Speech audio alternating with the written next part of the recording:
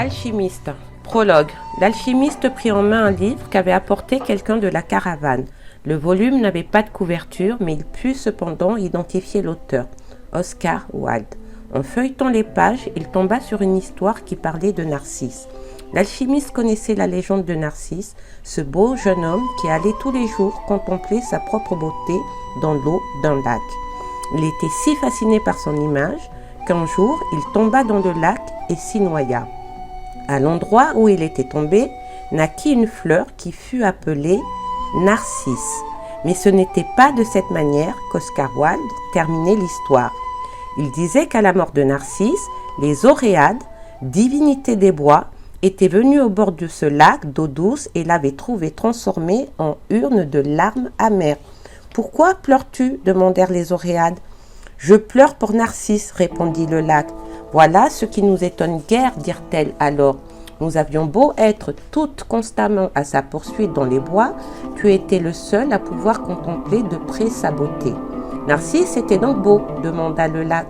« Qui, mieux que toi, pouvait le savoir » répliquèrent les Oréades surprises. « C'était bien sur tes rives tout de même qu'il se penchait chaque jour. » Le lac resta un moment sans rien dire.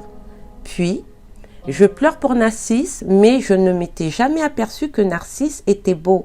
Je pleure pour Narcisse parce que, chaque fois qu'il se penchait sur mes rives, je pouvais voir, au fond de ses yeux, le reflet de ma propre beauté. » Voilà une bien belle histoire, dit l'alchimiste.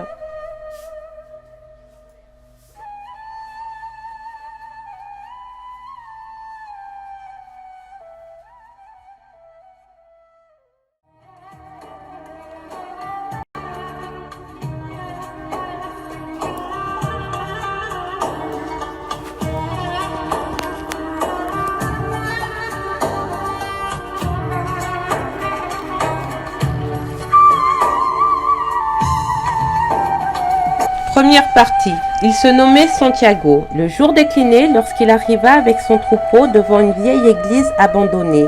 Le toit s'était écroulé depuis bien longtemps et un énorme sycomore avait grandi à l'emplacement où se trouvait autrefois la sacristie. Il décida de passer la nuit dans cet endroit. Il fit entrer toutes ses brebis par la porte en ruine et disposa quelques planches de façon à les empêcher de s'échapper au cours de la nuit. Il n'avait pas de loup dans la région, mais une fois, une bête s'était enfuie et il avait dû perdre toute la journée du lendemain à chercher la brebis égarée. Il étendit sa cape sur le sol et s'allongea en se servant comme oreiller du livre qu'il venait de terminer. Avant de s'endormir, il pensa qu'il devrait maintenant lire des ouvrages plus volumineux, il mettrait ainsi plus de temps à les finir et ce seraient des oreillers plus confortables pour la nuit. Il faisait encore sombre quand il s'éveilla. Il regarda au-dessus de lui et vit scintiller les étoiles au travers du toit à moitié effondré. « J'aurais bien aimé dormir un peu plus longtemps, pensa-t-il. Il avait fait le même rêve que la semaine précédente et de nouveau s'était réveillé avant la fin. Il se leva et but une gorgée de vin. Puis il se saisit de sa houlette et se mit à réveiller les brebis qui dormaient encore. Il avait remarqué que la plupart des bêtes sortaient du sommeil sitôt que lui-même reprenait conscience, comme si quelque mystérieuse énergie eût uni sa vie à celle des moutons qui, depuis 2 ans, parcouraient le pays avec lui en quête de nourriture et d'eau. « Ils se sont si bien habitués à moi qu'ils connaissent mes horaires », se dit-il à voix basse. Puis, après un instant de réflexion, il pensa que ce pouvait aussi bien être l'inverse. C'était lui qui s'était habitué aux horaires des animaux. Il avait cependant des brebis qui tardaient un peu plus à se relever. Il les réveilla une à une avec son bâton, en les appelant chacune d'elles par son nom. Il avait toujours été persuadé que les brebis étaient capables de comprendre ce qu'il disait. Aussi leur lisait-il parfois certains passages des livres qu'il avait marqués, ou bien il leur parlait de la solitude ou de la joie de vivre d'un berger dans la campagne, commentait les dernières nouveautés qu'il avait vues dans les villes par où il avait l'habitude de passer. Depuis l'avant-veille, pourtant, il n'avait pratiquement pas eu d'autre sujet de conversation que cette jeune fille qui habitait la ville où il allait arriver 4 jours plus tard. C'était la fille d'un commerçant. Il n'était venu là qu'une fois, l'année précédente. Le commerçant possédait un magasin de tissus et il aimait voir tondre les brebis sous ses yeux pour éviter toute tromperie sur la marchandise. Un ami lui avait indiqué le magasin et le berger y avait amené son troupeau.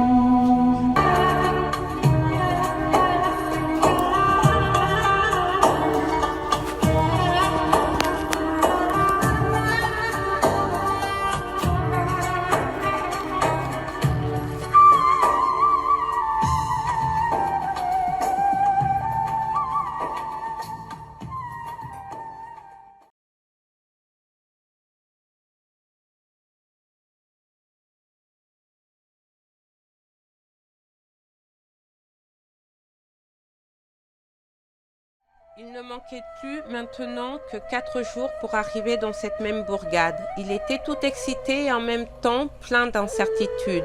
Peut-être la jeune fille l'aurait-elle oublié. Il ne manquait pas de bergers qui passaient par là pour vendre de la laine. Peu importe, dit-il parlant à ses brebis. Moi aussi je connais d'autres filles dans d'autres villes. Mais, dans le fond de son cœur, il savait que c'était loin d'être sans importance et que les bergers, comme les marins, où les commis voyageurs connaissent toujours une ville où existe quelqu'un capable de leur faire oublier le plaisir de courir le monde en toute liberté. Alors que paraissaient les premières lueurs de l'aube, le berger commença à faire avancer ses moutons dans la direction du soleil levant. Ils n'ont jamais besoin de prendre une décision, pensa-t-il. C'est peut-être pour cette raison qu'ils restent toujours auprès de moi. Le seul besoin qu'éprouvaient les moutons, c'était celui d'eau et de nourriture.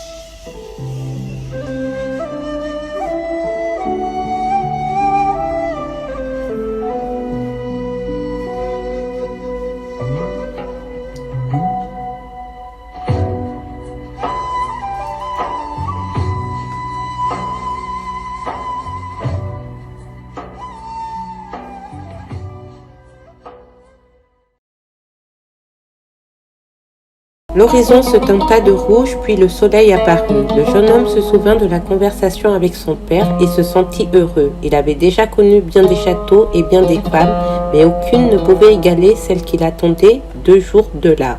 Il possédait un manteau, un livre qu'il pourrait échanger contre un autre, un troupeau de moutons. Le plus important toutefois, c'était que, chaque jour, il réalisait le grand rêve de sa vie, voyager. Quand il serait fatigué de campagne d'Andalousie, il pourrait vendre ses moutons et devenir marin. Quand il en aurait assez de la mer, il aurait connu de quantités de villes, des quantités de femmes, des quantités d'occasions d'être heureux. Comment peut-on aller chercher Dieu au séminaire, se demanda-t-il tout en regardant naître le soleil. Chaque fois que c'est possible, il tâchait de trouver un nouvel itinéraire. Il n'était jamais venu jusqu'à cette église alors qu'il était pourtant passé par là tant de fois.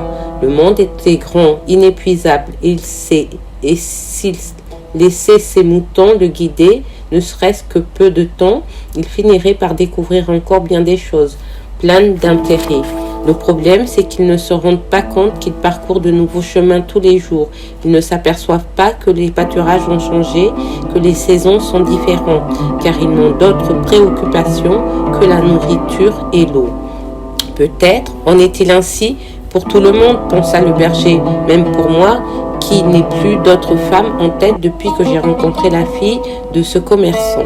Il regarda le ciel. D'après ses calculs, il serait à Tarifa avant l'heure du déjeuner. Là, il pourrait échanger son livre contre le plus gros volume, remplir sa bouteille de vin, se faire raser et couper les cheveux, et il devrait être fin prêt pour retrouver la jeune fille, et il ne voulait pas envisager l'éventualité qu'un autre berger fût arrivé avant lui avec davantage de moutons pour demander sa main. C'est justement la possibilité de réaliser un rêve qui rend la vie intéressante, songea-t-il, en levant à nouveau son regard vers le ciel tout en pressant le pas. Il venait de se rappeler qu'il avait à Tarifa une vieille femme qui savait interpréter les rêves, et cette nuit-là, il avait eu le même rêve qu'il avait déjà fait une fois. La vieille dame conduisit le jeune homme au fond de la maison, dans une pièce séparée de la salle par un rideau en plastique multicolore. Il y avait là une table, une image du Sacré-Cœur de Jésus et deux chaises.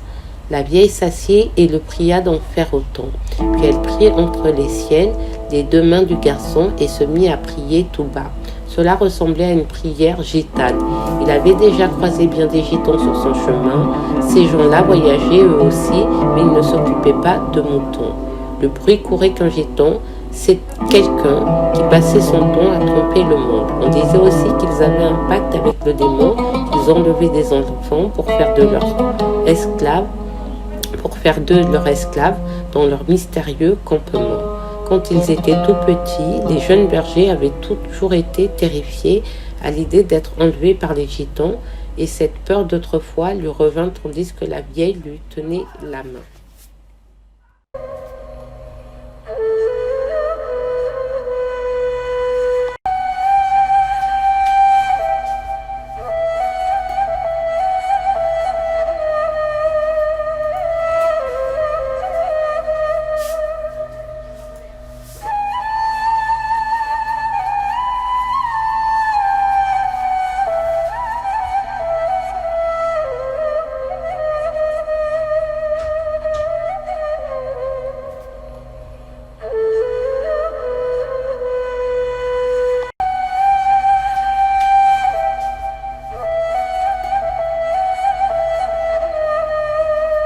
Le jeune homme essaya de reprendre sa lecture mais n'arriva plus à se concentrer. Il était excité, tendu, car il savait que le vieillard disait vrai.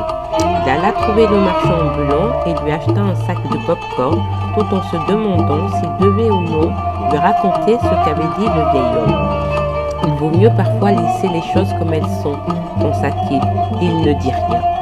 S'il avait parlé, le marchand aurait passé 3 jours à réfléchir pour savoir s'il allait tout laisser là, mais il était déjà bien habitué à sa petite carriole. Il pouvait lui épargner cette incertitude douloureuse. Il commença à errer par la ville et descendit jusqu'au port. Il y avait là un petit bâtiment avec une sorte de fenêtre à laquelle les gens venaient acheter des billets. D'Égypte, cela se trouvait en Afrique. « Vous désirez ?» demanda l'employé du guichet. « Demain peut-être, répondit-il en s'éloignant. En vendant une seule de ses brebis, il pourrait passer de l'autre côté du détroit. Cette idée l'effrayait. « Encore un revers, dit le guichetier à son collègue tandis que le jeune homme s'éloignait. Il n'a pas de quoi payer son voyage. Alors qu'il était devant le guichet, il avait pensé à ses brebis et il eut peur d'aller les retrouver. Au cours de ces 2 années, il avait tout appris de l'élevage des moutons. Il savait tondre, prendre soin des brebis, pleines, protéger son troupeau contre les loups. connaissait tous les champs et pâturages d'Andalousie, connaissait le juste prix d'achat et de vente de chacune de ses bêtes.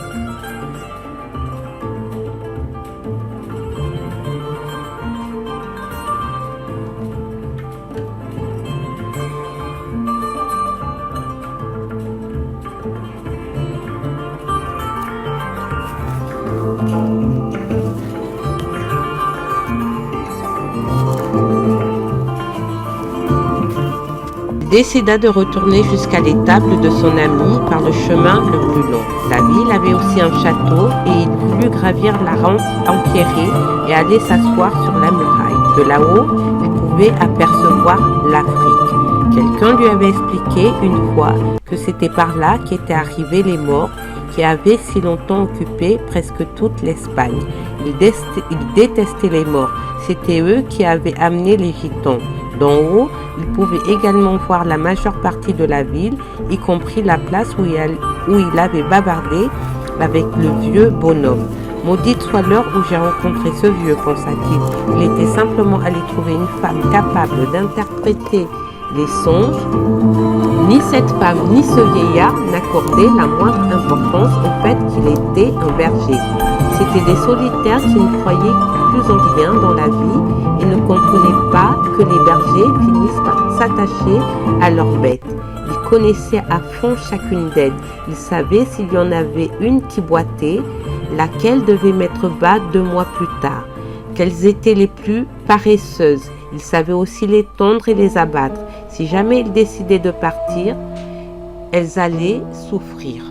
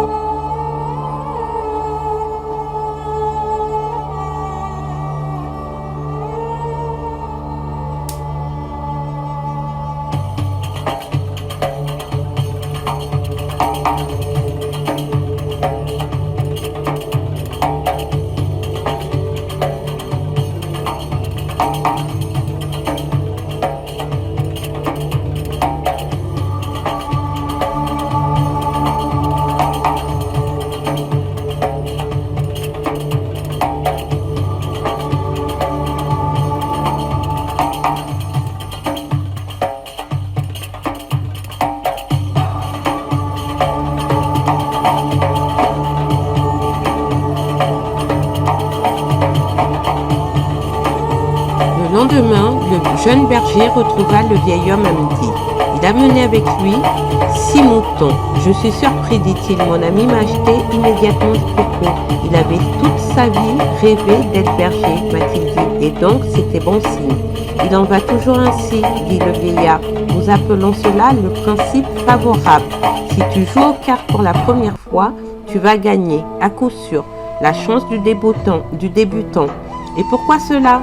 Parce que la vie veut que tu vives ta légende personnelle. » Puis il se mit à examiner les 6 moutons et s'aperçut que l'un d'eux boitait. Le garçon lui expliqua que c'était sans importance, car c'était la bête la plus intelligente et qu'elle donnait beaucoup de laine. « Où se trouve le trésor ? demanda-t-il. « Le trésor est en Égypte, près des pyramides. » Il eut un sursaut.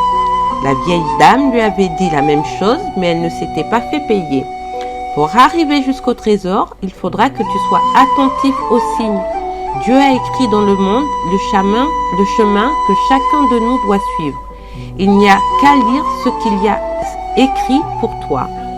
Avant que le jeune homme ait pu dire quelque chose, une phalène prit son envol entre le vieillard et lui.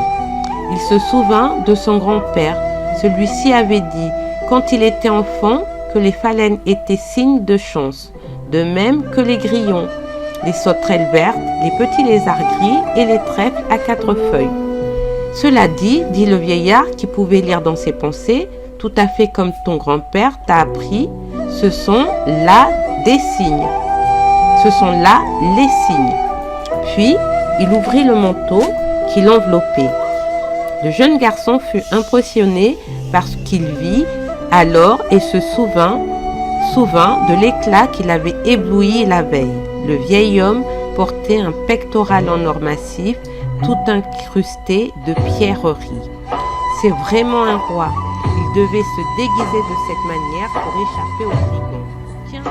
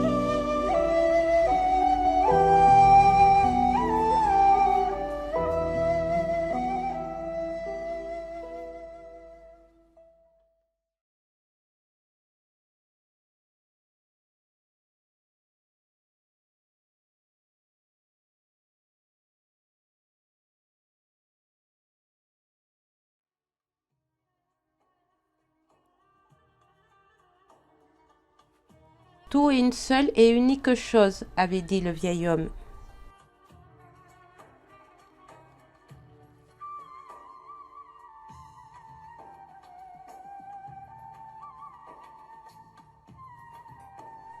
Le marchand de cristaux vit le jour se lever et ressentit la même impression d'angoisse qu'il éprouvait chaque matin. Il était depuis près de 30 ans dans ce même endroit, une boutique située au sommet d'une rue en pente où il était bien rare que passât un client. Maintenant, il était trop tard pour changer quoi que ce fût. Tout ce qu'il avait appris au cours de sa vie, c'était acheter et vendre des cristaux. Il y avait eu un temps où sa boutique était connue de beaucoup de gens, marchands arabes, géologues, français et anglais, soldats allemands, qui avaient toujours de l'argent plein des poches.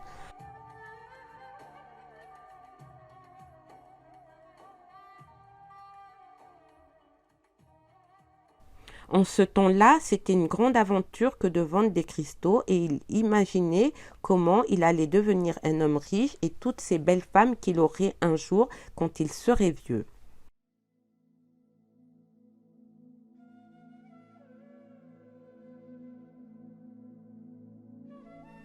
Et puis le temps passa peu à peu et la cité de même. Ceuta prospéra plus que Tanger et le commerce prit une autre voie. Les voisins partirent s'installer ailleurs. Il ne resta bientôt plus que quelques rares boutiques dans la montée. Personne n'allait gravir une rue en pente pour quelques malheureuses boutiques. Mais le marchand de cristaux n'avait pas le choix. Il avait vécu 30 ans de sa vie à acheter et vendre des objets de cristal et il était maintenant trop tard pour s'engager dans une nouvelle direction. Toute la matinée, il resta observer les allées et venues peu nombreuses dans la petite rue. C'était ce qu'il faisait depuis des années. Il connaissait les habitudes de chacun des passants. Alors qu'il manquait à peine quelques minutes avant l'heure du déjeuner, un jeune étranger s'arrêta devant la vitrine. Il était habillé comme tout le monde, mais l'œil expérimenté du marchand de cristaux lui permit de deviner qu'il n'avait pas d'argent. Malgré tout, il décida de rentrer dans sa boutique et d'attendre quelques minutes que le jeune homme s'en allât. Il y avait à la porte un écriteau indiquant qu'on parlait là plusieurs langues. Le jeune homme vit apparaître quelqu'un derrière le comptoir. « Si vous voulez, dit-il, je peux nettoyer ces vases. Dans l'état où ils sont, personne ne voudra jamais les acheter. » Le commerçant le regarda sans rien dire. « En échange, vous me payez quelque chose à manger. D'accord ?» L'homme restait muet. Il comprit que c'était à lui de prendre une décision. Dans sa besace, il y avait le manteau. Il n'en aurait plus besoin dans le désert. Il le sortit et se mit à nettoyer les vases. Durant une demi-heure, il put nettoyer tous les cristaux qui se trouvaient en vitrine. Pendant ce laps de temps, 2 clients entrèrent qui en achetèrent plusieurs. Lorsqu'il eut fini de tout nettoyer, Il demanda au propriétaire de lui donner quelque chose à manger. « Allons déjeuner, dit le marchand de cristaux. » Il accrocha une pancarte à la porte et ils allèrent jusqu'à un tout petit bar en haut de la montée. Une fois qu'ils furent assis à l'unique table existante, le marchand de cristaux dit en souriant « Ce n'était pas la peine de nettoyer quoi que ce soit. La loi coranique oblige à donner à manger à quiconque a faim. » « Mais alors, pourquoi m'avez-vous laissé faire ce travail ?» demanda le jeune homme. « Parce que les cristaux étaient sales et toi, comme moi, avons besoin de nettoyer nos têtes de mauvaises pensées. » Quand ils eurent fini de manger, le marchand se tourna vers le jeune homme. « Je voudrais que tu travailles dans mon magasin. Aujourd'hui, il est entré 2 clients pendant que tu nettoyais les cristaux. C'est un bon signe. » Les gens parlent beaucoup de signes, pensa le berger, mais ils ne savent pas ou juste de quoi ils parlent, comme moi qui ne m'étais jamais aperçu que depuis tant d'années je parlais avec mes brebis un langage sans parole. « Veux-tu travailler pour moi ?» le marchand de cristaux insistait. « Je peux travailler pour le reste de la journée, répondit le garçon. Je nettoierai jusqu'au petit matin tous les cristaux de la boutique. En échange, il me faut de l'argent pour être demain en Égypte. » Du coup, le vieux se mit à rire.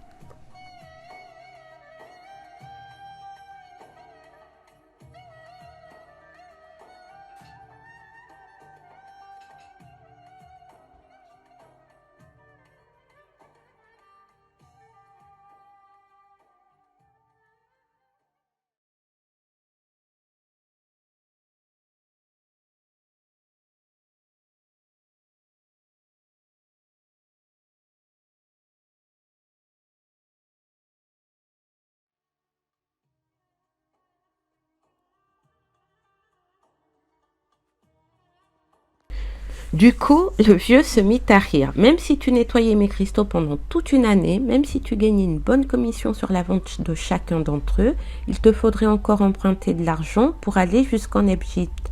Il y a des milliers de kilomètres de désert entre Tanger et les pyramides. » Il eut alors un intervalle de silence, tel que la ville parut soudain s'être endormie.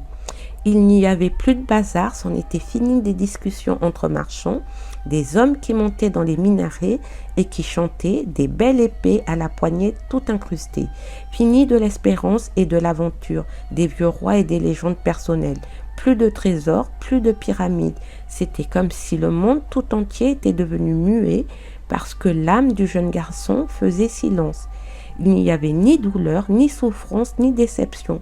Simplement un regard vide qui traversait la petite porte du bar et une immense envie de mourir, de tout voir finir pour toujours à cette minute même.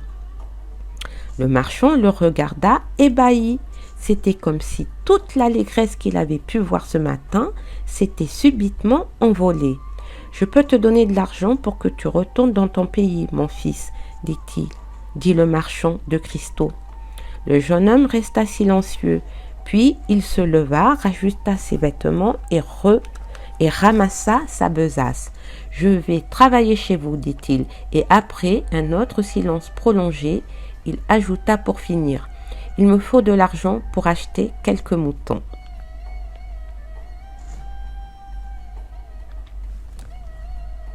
Seconde partie. Il n'y avait pas loin d'un mois que le jeune homme travaillait chez le marchand de cristaux et ce n'était pas un emploi de nature à le satisfaire vraiment.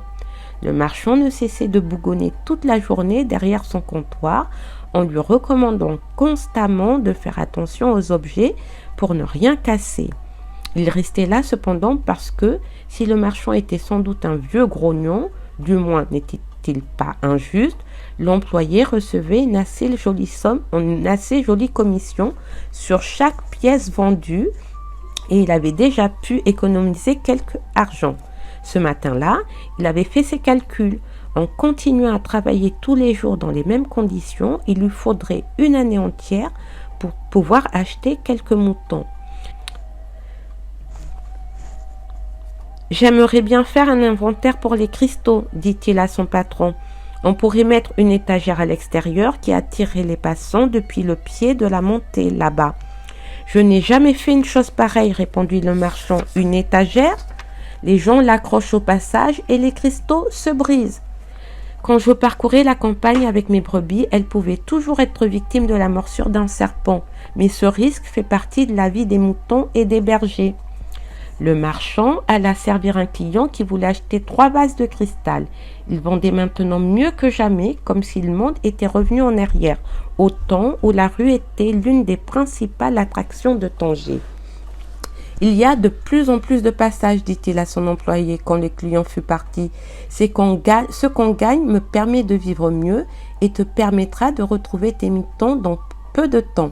À quoi bon on demandait davantage à la vie ? Parce que nous devons suivre les signes, répondit le jeune homme sans réfléchir. Il regretta d'avoir parlé ainsi, car le marchand n'avait jamais eu l'occasion de rencontrer un roi. C'est ce qu'on appelle le principe favorable, avait dit le vieillard. La chance du débutant, parce que la vie veut que tu vives ta légende personnelle. Toutefois, le marchand comprenait bien de quoi lui parlait son employé.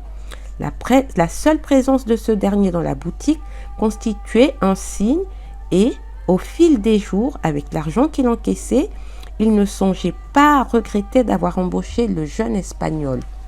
Même si celui-ci gagnait plus qu'il n'eût été normal, comme il avait toujours cru que les ventes n'augmenteraient pas davantage, il lui avait offert une commission assez élevée et son intuition lui disait que d'ici peu, le garçon retournerait à ses brebis. « Pourquoi voulus-tu aller voir les pyramides ?» demanda-t-il pour détourner la conversation du sujet de l'inventaire. « Parce qu'on m'en a souvent parlé, » répond le jeune homme, évitant de parler de son rêve. Le trésor était maintenant un souvenir toujours pénible et il s'efforçait de ne plus y penser. « Je ne connais personne ici qui veuille traverser le désert simplement pour aller voir les pyramides, dit le marchand. Ce n'est qu'un tas de cailloux, tu peux aussi bien te construire une pyramide dans ton jardin. » « Vous n'avez jamais fait de rêve de voyage, dit le jeune homme, tout en allant servir un autre client qui venait d'entrer dans la boutique.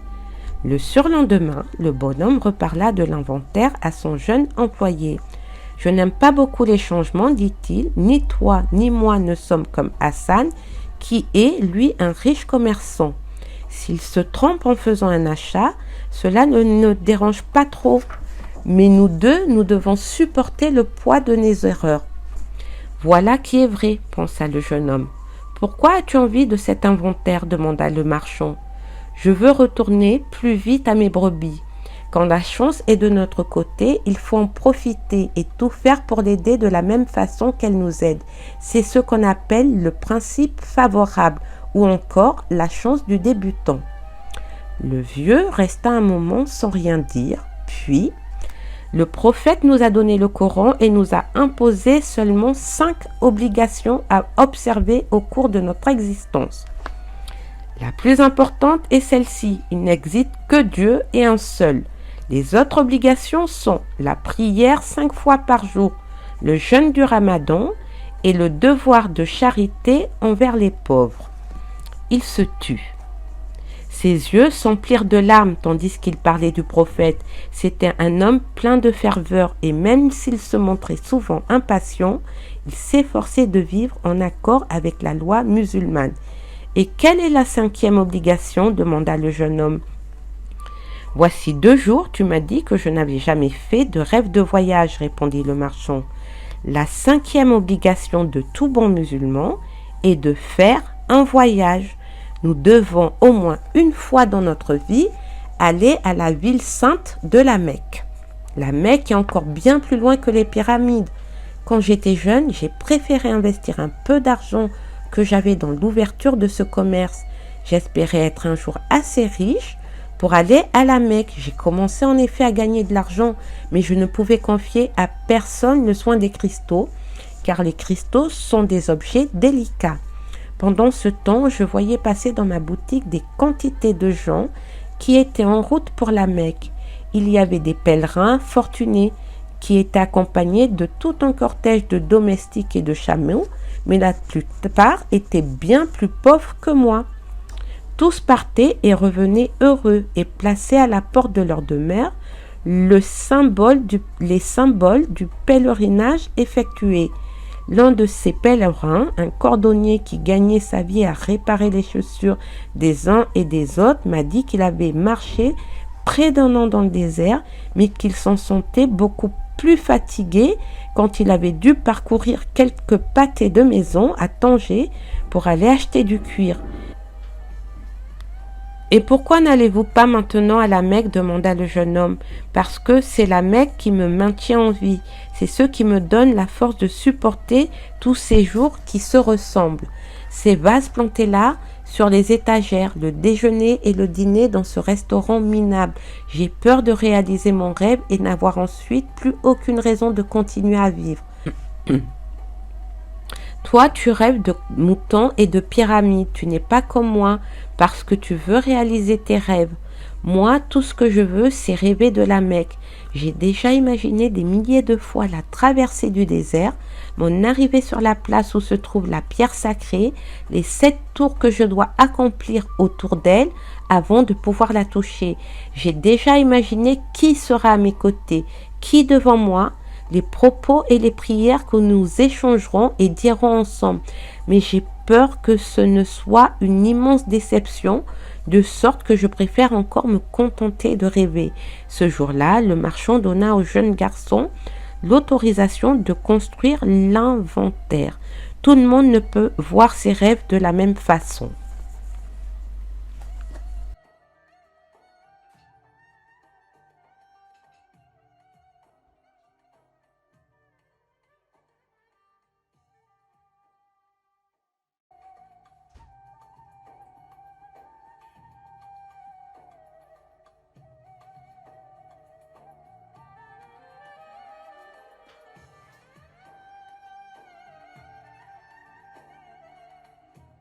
Ce jour-là, le marchand donna au jeune garçon l'autorisation de construire l'inventaire.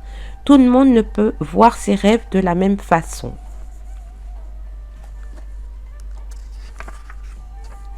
Deux mois encore passèrent. L'inventaire attira de nombreux clients à la boutique de cristaux. Le jeune homme calcula qu'en travaillant 6 mois de plus, il pourrait retourner en Espagne et acheter 60 moutons et même 60 de plus.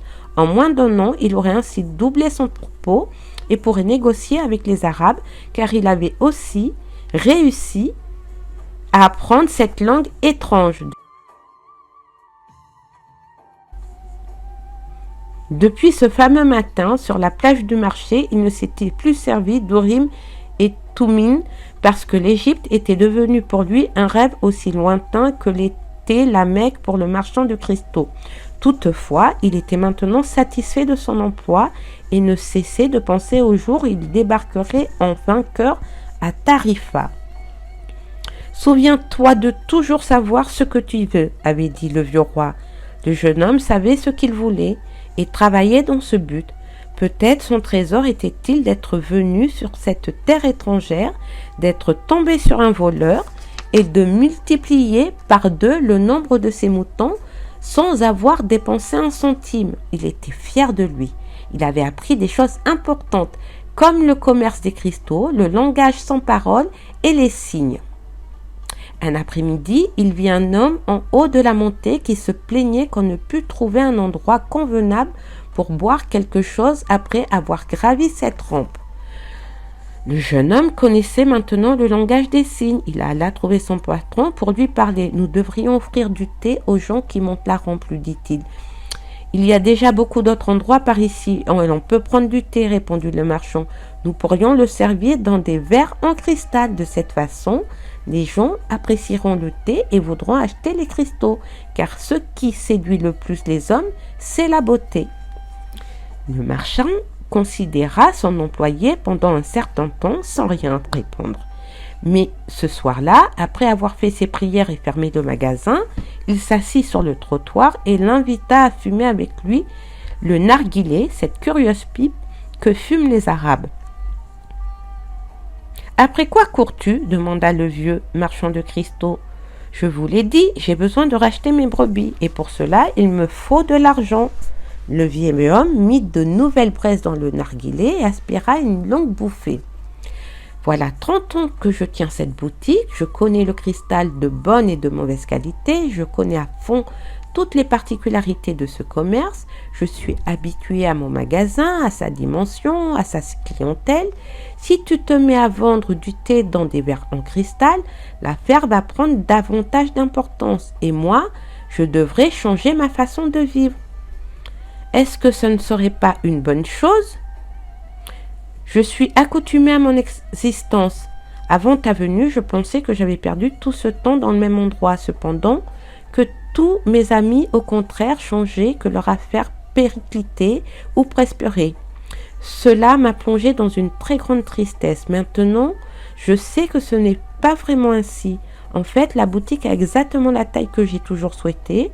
Je ne veux pas changer parce que je ne sais comment changer. Je suis désormais tout à fait habitué à moi-même.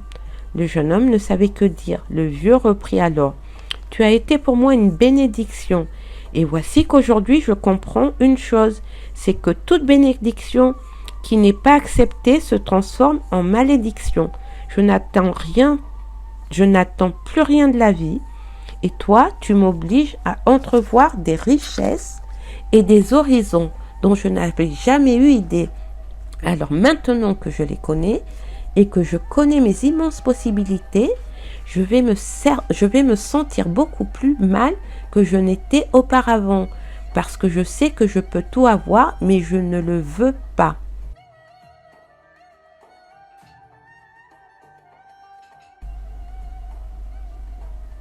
Heureusement que je n'avais rien dit au marchand de pop-corn, se dit le jeune homme. Ils continuèrent à fumer le narguilé pendant quelque temps, cependant que le soleil se couchait. C'était en arabe qu'il conversait et le jeune homme était content de lui parce qu'il parlait arabe. Il avait eu une époque où il croyait que ses brebis pouvaient tout lui apprendre sur le monde, mais le brebis était incapable d'enseigner l'arabe. Il doit y avoir encore d'autres choses dans le monde que les brebis ne savent pas enseigner, pensa-t-il, tout en observant le marchand sans rien dire. Parce qu'elles ne cherchent rien d'autre que l'eau et la nourriture. Je crois que ce ne sont pas elles qui enseignent, c'est moi qui apprends. Mekbout, dit finalement le marchand. Qu'est-ce que c'est que ça ? Il faudrait que tu sois né arabe pour comprendre, mais la traduction doit être quelque chose comme « c'est écrit ». Et tout en éteignant les braises du narguilé, il dit au jeune homme qu'il pouvait commencer à proposer du thé aux clients dans les verres en cristal.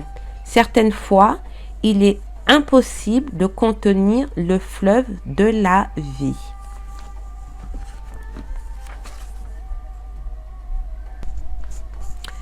Les gens gravissaient la rue en pente et se sentaient fatigués en arrivant là-haut. Alors, tout au bout de cette rampe se trouvait une boutique de beaux cristaux et du thé à la menthe bien rafraîchissant. Ils entraient boire le thé servi dans de magnifiques verres en cristal. Jamais ma femme n'a eu cette idée, disait un homme. Et il achetait quelques cristaux car ils avaient des invités ce soir-là et ceux-ci seraient impressionnés par la richesse de ces coupes. Un autre client affirma pour sa part que le thé était toujours bien meilleur quand on le servait dans des récipients en cristal, car ainsi l'arôme se conservait mieux. Un troisième dit encore qu'il était de tradition en Orient d'utiliser le cristal avec le thé en raison de ses pouvoirs magiques.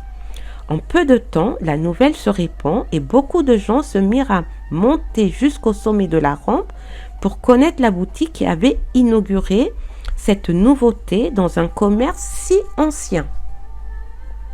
D'autres boutiques ouvrirent où l'on servait aussi le thé dans des verres en cristal, mais elles n'étaient pas situées en haut d'une rue en pente, ce qui fait qu'elles restaient toujours vides.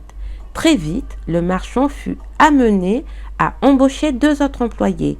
Il dut bientôt importer en même temps que les cristaux d'énormes quantités de thé consommées jour après jour par les hommes et les femmes qui avaient soif de choses nouvelles. Ainsi passèrent 6 mois.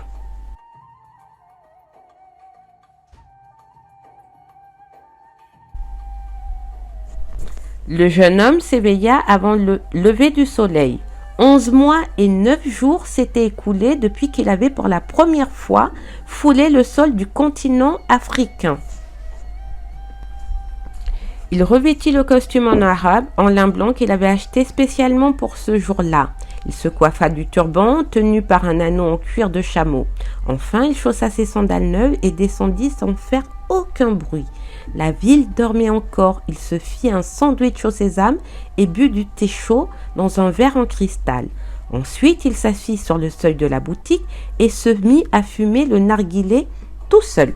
Il fuma en silence, sans penser à rien, sans rien entendre que la rumeur continue du vent qui soufflait en apportant l'odeur du désert. Puis quand il eut fini, il plongea la main dans l'une de ses poches et resta quelques instants à contempler ce qu'il en avait retiré.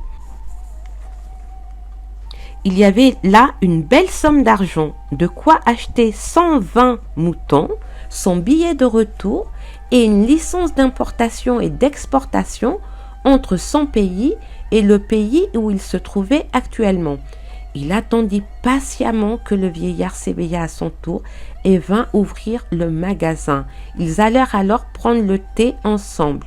« C'est aujourd'hui que je m'en vais, dit le jeune homme. J'ai l'argent qu'il faut pour acheter mes moutons, et vous en avez assez pour aller à la Mecque. » Le vieillard ne dit rien. « Je vous demande votre bénédiction, insista-t-il, vous m'avez aidé. » Le vieillard continua à préparer le thé en silence.